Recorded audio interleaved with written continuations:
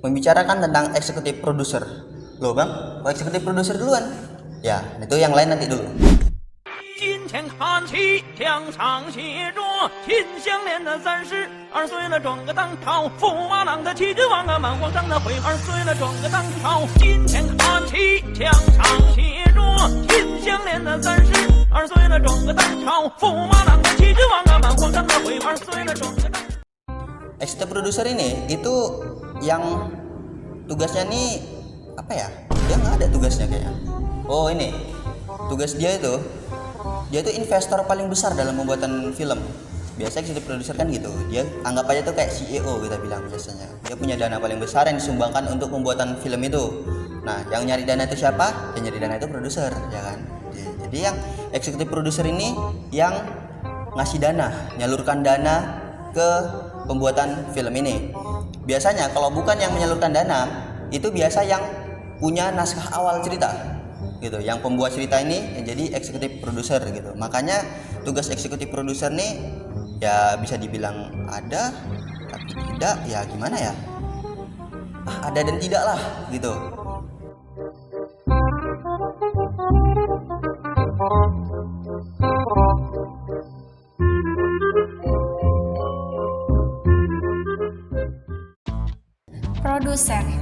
Produser ini bertujuan untuk memantau pembuatan film di belakang layar dan juga bertanggung jawab untuk pembuatan film tersebut supaya film tersebut berjalan dengan baik. Nah, kemudian selain dari itu, produser ini juga bertujuan untuk mengumpulkan dana. Dana tersebut dibuat untuk pembuatan film ini supaya berjalan dengan baik. Nah, dana ini dikumpulkan dari mana? Tadi sudah dijelaskan kan?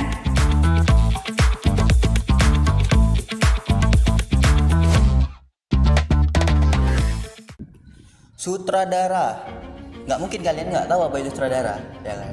Itu biasa kalau di kredit skin tuh ada tuh art direktor, sutradara dan lain-lain. Nah, tapi pembahasan kita sekarang sutradara. Apa sih sutradara ini? Nah, jadi sutradara itu apa ya? Dia tuh bertanggung jawab secara teknis dalam melaksanakan produksi sebuah film, baik itu film drama maupun non drama. Dengan menggunakan berbagai teknik produksi yang sesuai, mereka harus memiliki pemahaman mendalam tentang jenis film yang akan dibuat. Nah, itu juga mereka harus menguasai itu yang namanya manajemen produksi, sinematografi, ya kan, dramaturgi. Terus tugas-tugas mereka juga ngatur konsep itu bersama produser dan juga tim-tim kreatif mereka. Dan itu biasa bedah naskah kita bilang. Mereka ngelihat naskah ini mau dibuat kayak mana, filmnya adegannya mau seperti apa. Nah, kalau saudara ini emang yang cut action, nah yang gitu. Dan mereka memastikan segala hal berjalan sesuai visi yang telah disepakati untuk menghasilkan karya yang berkualitas.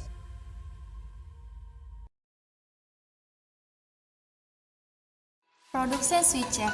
Nah, agak asing kan dengan ini?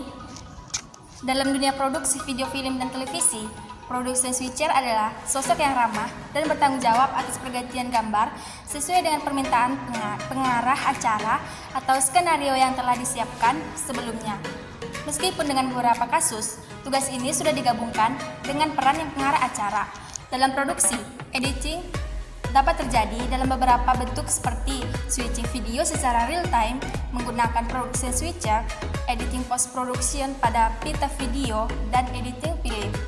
Meskipun secara mekanis berbeda, efek artistik yang dihasilkan bisa hampir sama. Ada beberapa hal yang diperhatikan saat editing seperti pemilihan momen yang tepat untuk pembuatan shoot, teknik pergantian shoot, serta menjaga kualitas gambar dan audio yang konsisten. Rundown sebagai panduan utama dalam menjalankan sebuah acara televisi merupakan hasil kerjasama atas produser dan tim produksi yang disesuaikan dengan karakteristik format acara tersebut.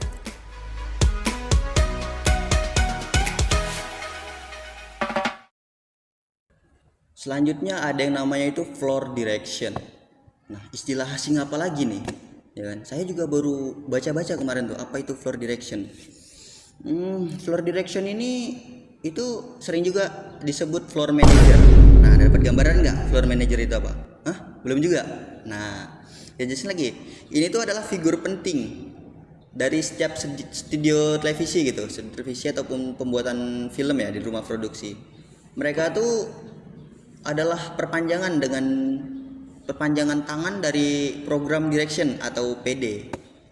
Mendengarkan instruksi PD melalui sistem intercom. Terus ruang kontrol. Tugas utama mereka itu ya berkomunikasi dengan talenta atau pengisi acara gitu. Jadi kayak harus gini gerakannya, harus gini. Itu kan biasa ada pakai mic pendengar gitu. Apalagi kok ada acara-acara televisi yang live gitu. Nah, terus sebelum proses produksi dimulai, biasanya floor direction ini harus memahami tatanan acara dengan baik gitu. Hari ini jam segini mau ngapain? Ini adegan apa? Gitu. Nanti di sini muncul iklan. Nah, gitu. Iklan ini mau kita tampilin. Nah, gitu misal.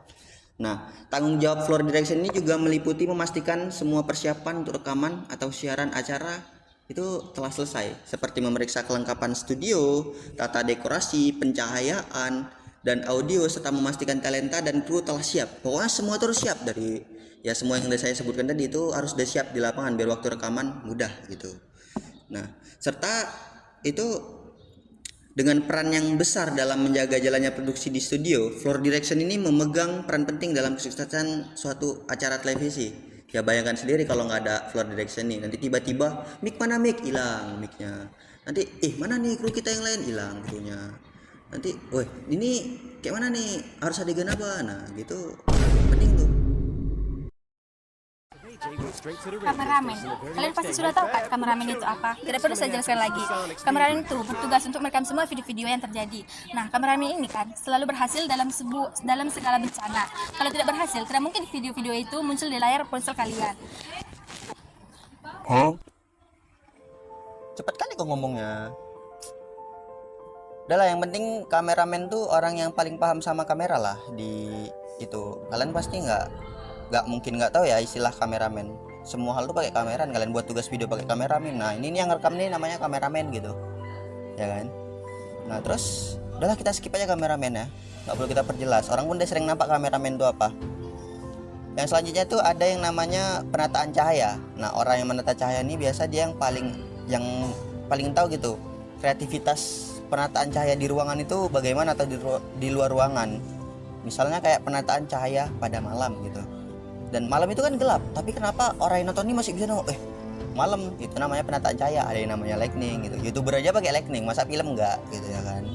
Nah terus penata cahaya ini orang itu kreativitas. Dia kreativitas ini diperlukan untuk betul-betul meletakkan cahaya yang sesuai sama arahnya, menyesuaikan mood filmnya juga gitu. Kalau mood filmnya romantis lah, pasanglah cahaya-cahaya yang romantis gitu. Udah sih gitu aja kok penataan cahaya. Nggak banyak yang bisa dibahas dari penataan cahaya nih.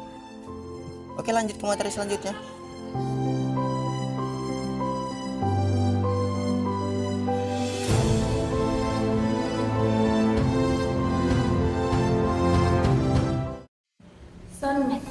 Soundman atau audio adalah individu yang memiliki tanggung jawab penting dalam produksi video film dan televisi. Mereka bertugas mengatur perimbangan suara dari berbagai sumber, termasuk pengaturan mikrofon untuk musik atau background, serta merekam suara selama produksi. Karena kami tidak memiliki soundman, kami hanya menggunakan alat perekam suara dari HP saja. Seperti ini.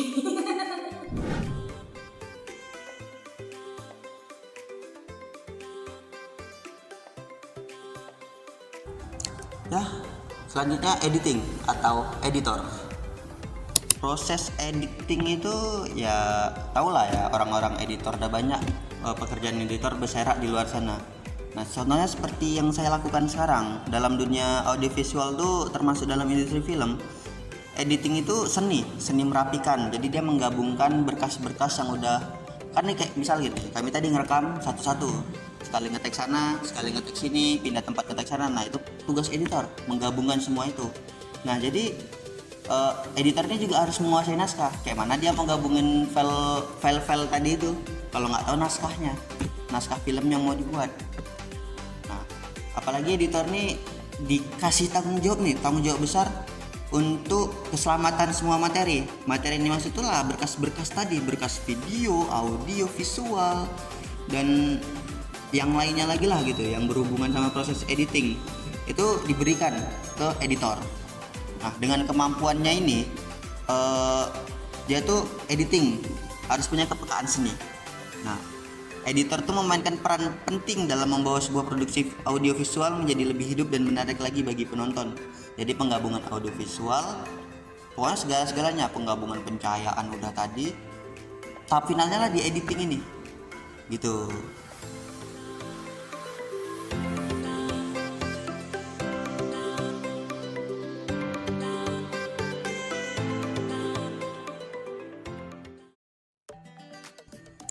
Yang terakhir ada art director. Apa itu art director? Bahasanya juga nggak terlalu asing, juga nggak terlalu dikenal gitu. Jadi di tengah-tengah, ada yang tahu, ada yang enggak art director ini. Nah, dalam art director ini tuh memiliki peran sentral dalam industri audiovisual gitu, termasuk dalam produksi film dan televisi. Mereka bertanggung jawab atas pengaturan dan desain visual dari sebuah proyek, memastikan bahwa setiap aspek dari produksi memiliki estetika yang konsisten dan sesuai dengan visi artistik yang diinginkan. Tugas-tugas seorang art director meliputi merancang set, pemilihan dekorasi, penataan warna, pencahayaan, dan pengaturan aksesoris untuk menciptakan atmosfer yang tepat sesuai dengan cerita yang ingin diceritakan. Nah, misal gini lah, kita ambil contoh.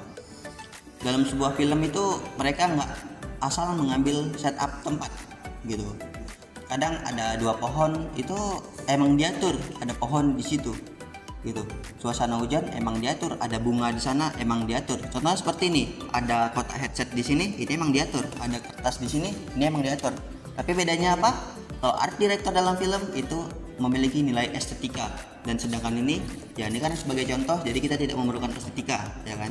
Di sini ada laptop juga saya letakkan, dan saya melihat ke depan, ada dinding, kursi, meja. Ini tugas art director untuk menata seperti ini untuk keindahan gitu. Itu pokoknya art director nih membuat lebih hidup gitu. Oke?